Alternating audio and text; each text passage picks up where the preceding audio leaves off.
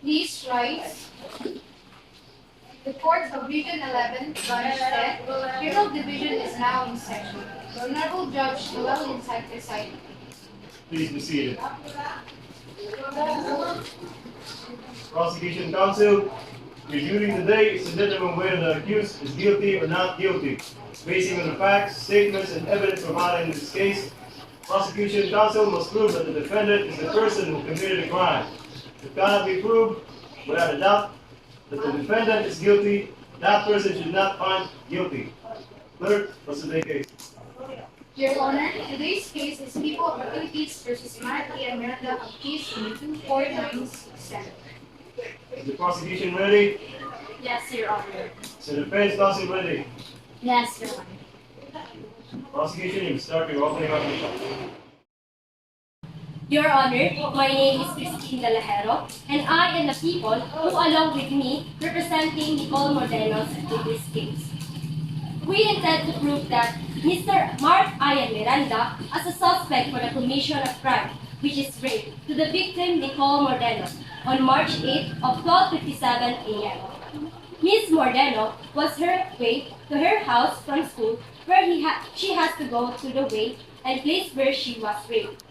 It was no doubt that evidence recovered and the proof that we have is enough for everyone around here to be convinced that Mr. Miranda was the suspect of such crime. Please find Mark Ian Miranda guilty of rape. How about the defense? Your Honor, my name is Princess Libo, and my co-counsel and I are representing Mark Ian Miranda on this case. We aim to prove that on the day that Miss Mordena stated where she was raped, allegedly, Mr. Miranda was not around on the area of that said moment and time, that he was with his friends having fun all night, for there was an occasion, that we have proof of him fell asleep on the property of his friend. Please find Mark Ian Miranda not guilty of rape. Prosecution, you may call your first witness. Thank you, Your Honor. Our first witness is the victim herself. I call to stand Ms. Nicole Mordeno. The victim, please stand and be sworn in by the clerk.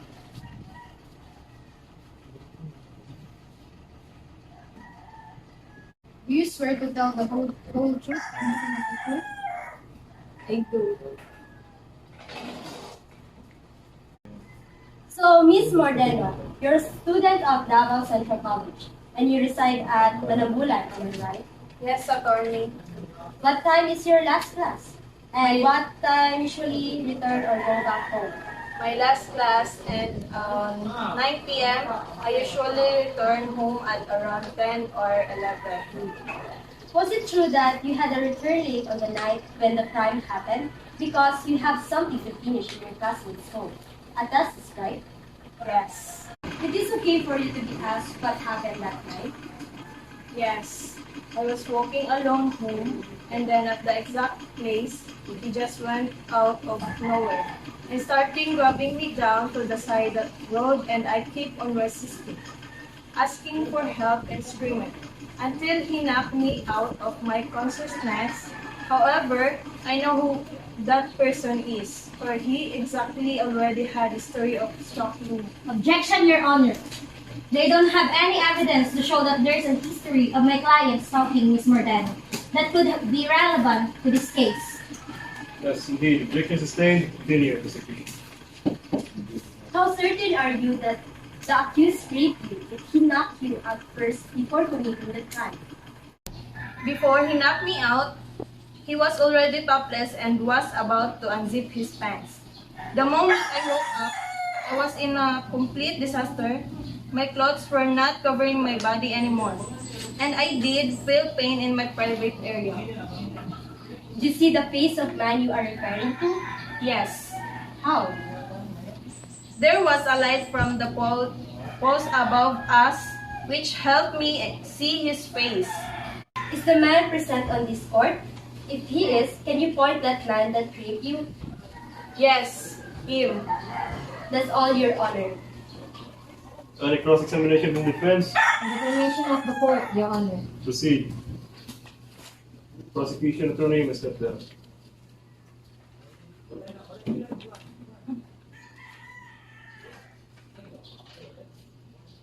You were able to identify the man who claimed raped you. Is that right?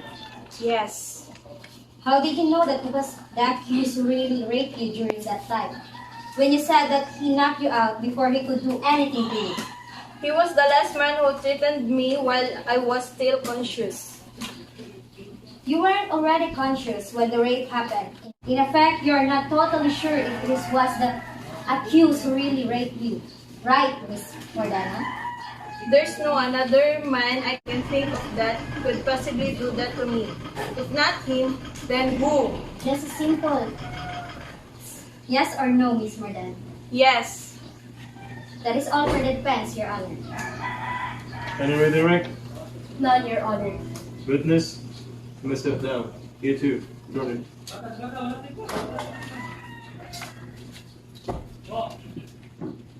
With the permission of this honorable court, may I call our second witness, Your Honor? Oh, you next witness, counsel. Thank you, Your Honor. I call to stand Mr. Stephen Atini. Will the witness please stand and be sworn in by the clerk?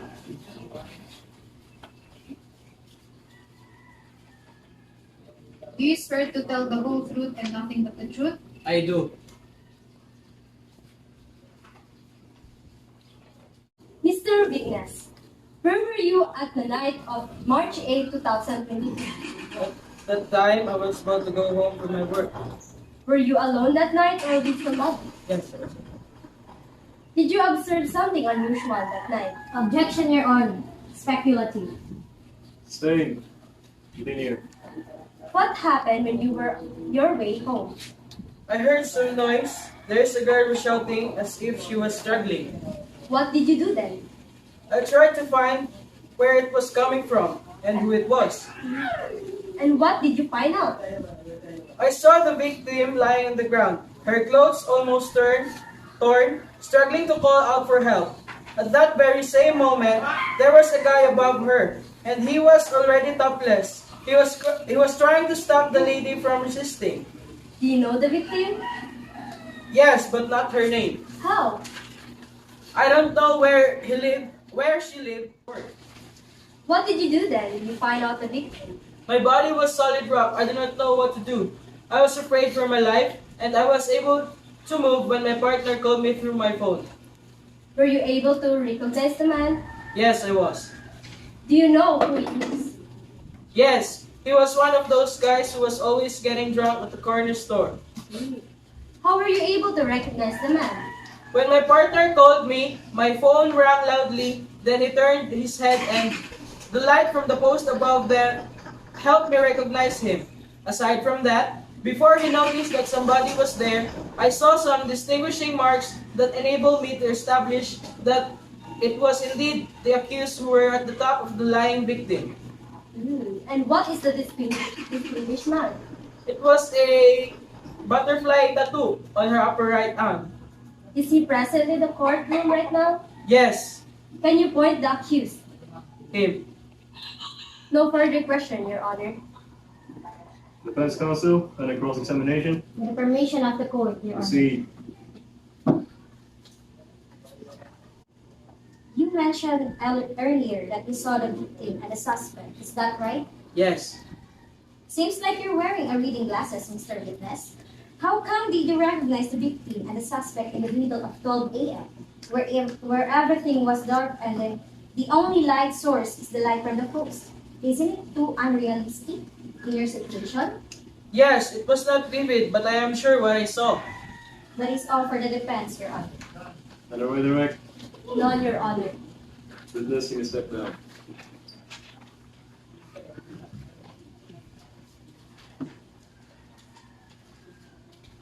With the permission of Honorable Court, may I call our second witness, Your Honor? You may call your next witness, counsel. Thank you, Your Honor.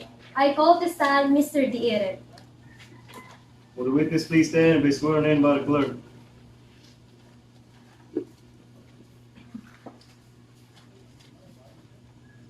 Do you swear to tell the whole truth and nothing but the truth? I do.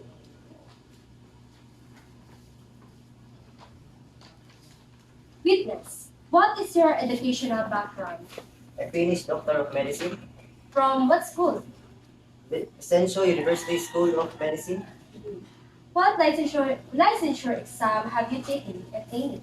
licensure of physicians. Where did you take and pass the licensure exam? In the year 2009, After that, did you have a formal training if needed? yes, I was a resident physician at University of Southern Philippines, Philippines General Hospital. After that, I was an OB/GYN consultant at the University of Southern Philippines, Philippine General Hospital for 2 years. Before, I was hired by National Bureau of Investigation, Medical Legal Division, Davao del Sur, as well. a medical legal officer. Approximately, how many times have you tested as an expert witness in a rape case? More or less 60.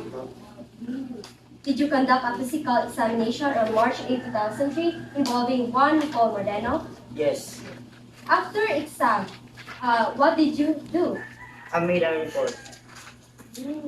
So, I am showing it to you.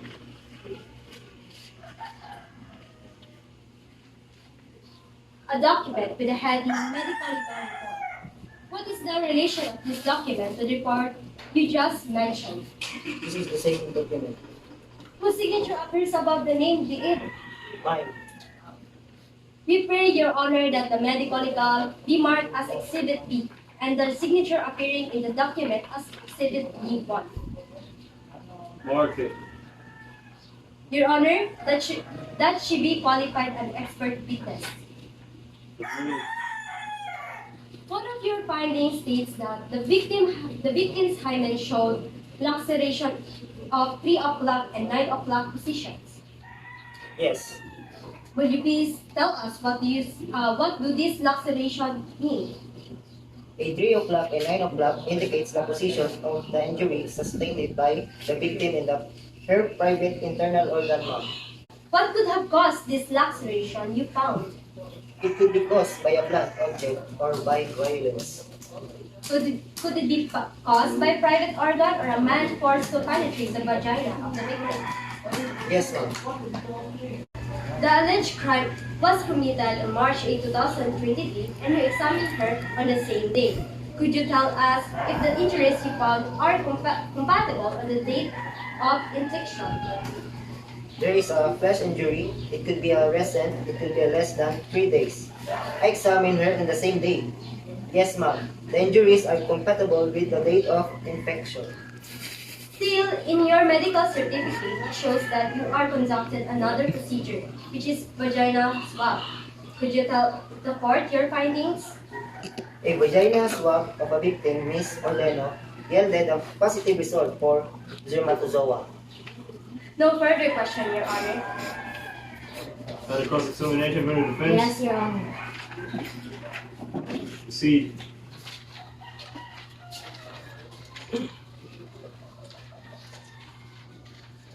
According to you, the vaginal swab yielded a positive result of spermatozoa. Is that correct?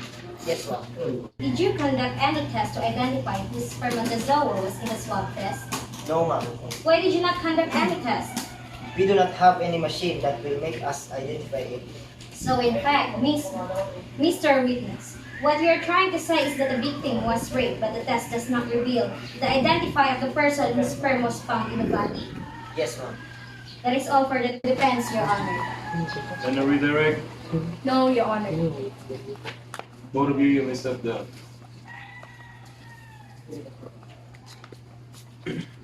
Prosecution. How do you intend to submit your formal offer? May we proceed, Your Honor? Proceed. Clerk, please.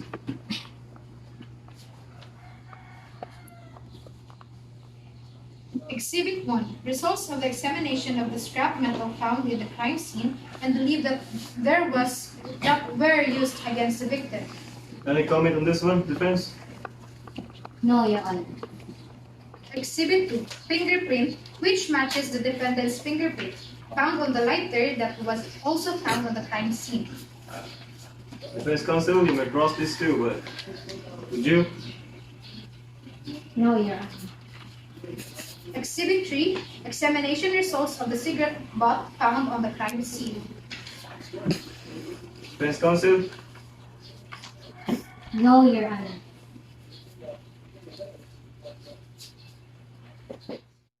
Defense counsel, you may proceed to your first witness. Thank you, Your Honor. Our first witness is the accused himself. I call to the stand Mr. Mark Ian Miranda. Will the witness please stand if he's sworn in by the clerk?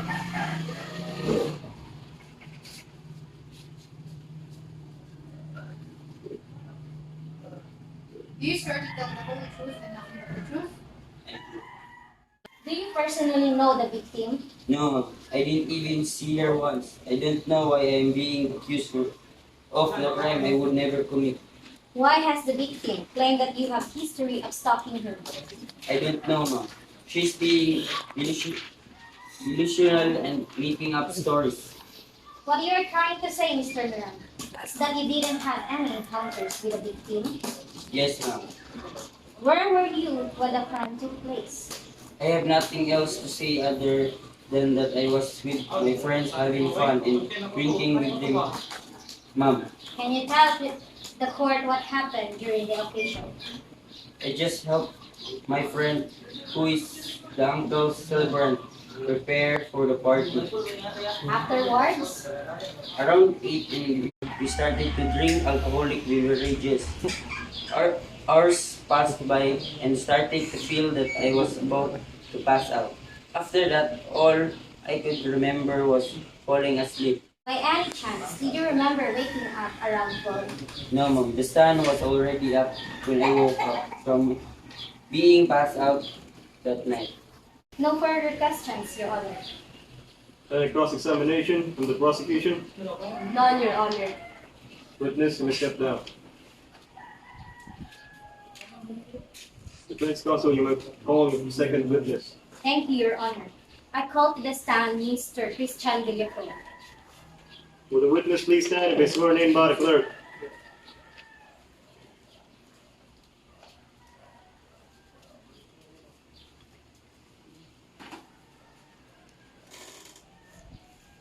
You swear to tell the whole truth and nothing but the truth? I do.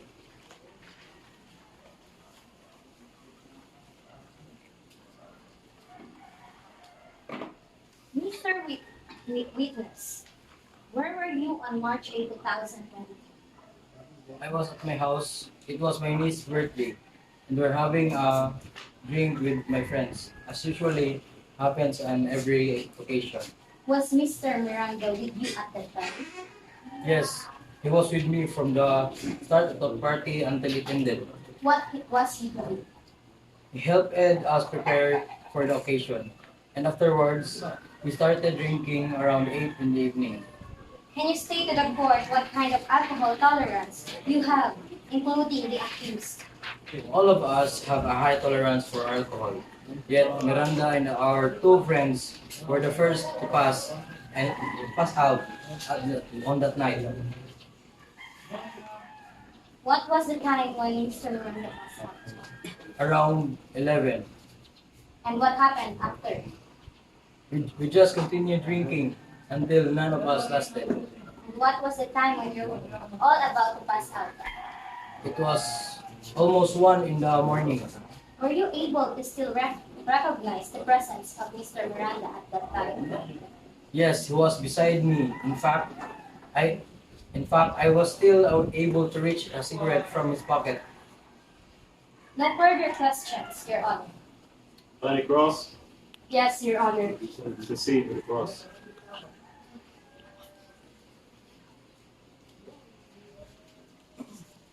Mr. Witness, you mentioned earlier that around 1 a.m. you were about to pass out. Is that right? Yes. Does that mean that before passing out, you were first in the phase of blocking out during the intoxicated person actively engaged in behavior, but doesn't remember doing so? I don't know. Every alcoholic drinkers would know about this. Just answer yes or no, Mr. Witness. Yes. So, in effect, Mr. Witness, what are you trying to say that you were still able to recognize the presence of Mr. Miranda around 1 in the morning, but the memories were not vivid enough because you were already intoxicated and the phase of blackout? I was still at full consciousness at that time. Yes, but you were blacked out. I was still conscious and I know what I saw. Mr. Witness, just answer yes or no, please. Yes, I was not definite. That's all the cross. For the cross, Your Honor. Then I redirect defense. None, Your Honor. Witness, you may step down.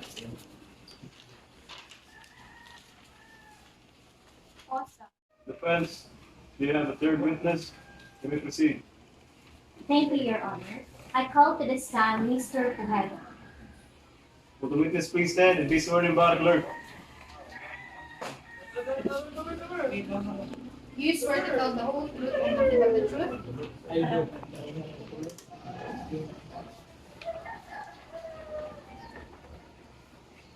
Mr. Witness, where were you on March 8, 2023?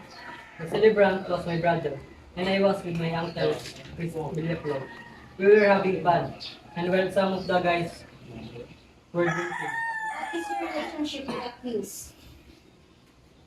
nothing. He just happened to be friends with my uncle, which is Mr. Villaplo. You did mention some of the guys were drinking. Can you elaborate more, Mr. Witness? I don't drink alcoholic substances, so I was just there to accompany them throughout the party. Does that mean that you were still in your right mind when the accused passed out because you didn't drink any alcoholic substances? Yes, I was. Is the accused still within your sight around 12 in the morning? Yes, he was still with me and was still with my side. I stayed awake around 2 because I was cleaning up the mess that the party had brought.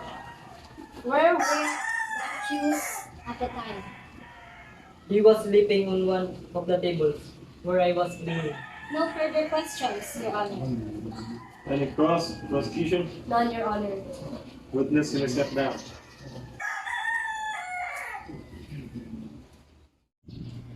Defense counsel, would you care to submit your formal offer? Exhibit 1. Pictures of the defendant on his said friend's house at the same time the victim stated where crime has happened. Prosecution, would you care to comment on this?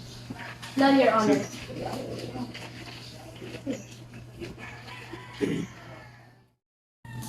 Prosecution, would you care to make a closing argument? Your Honor, and anybody who's present in this court, the evidence and the statement you hear from the witnesses prove that Mr. Miranda did rape Miss Mordeno. There were blood stains that matched to Miss Mordeno's blood, and that there were also brushes found in Mr. Miranda's body that matched to Mordeno's nails, that were damaged caused by the system actions. Do you all think it was just a matter of coincidence? The Panagiusa village is a small and uncrowded village. No people were found or to be considered involved, but only Mr. Miranda during the investigation. It was all complete and plausible that it is enough that for Mr. Miranda find guilty. That will be all, Your Honor. Thank you. How about the defense? Would you care to make a closing argument? You may begin. Thank you, Your Honor. Your Honor, everybody who involved around this case, I would like to close this by saying Mr. Miranda was completely out of his case. We presented evidence that he wasn't at the place or even nearby where the alleged crime committed and happened. And the statement you all have heard from the witnesses of the defense provided also evidence that would certainly find Mr. Miranda not guilty. That would be all, Your Honor. Thank you. We've heard the statements and arguments from both parties, which I must now decide that the state has proven beyond reasonable doubt that the defendant is guilty of rape. I have provided the information necessary to comprehend the law regarding the presumption of innocence and reasonable doubt, the requirement of a unanimous verdict, facts that the state must demonstrate in order to find the defendant guilty. Order. Clerk, you may read the verdict. Will the defendant please stand? As to the charges against Mr. Mark Ian Miranda, Your Honor, we find as follows. Mr. Miranda, found guilty of rape. Thank you, everyone. The court is adjourned. Order in the court. No, no. Congrats.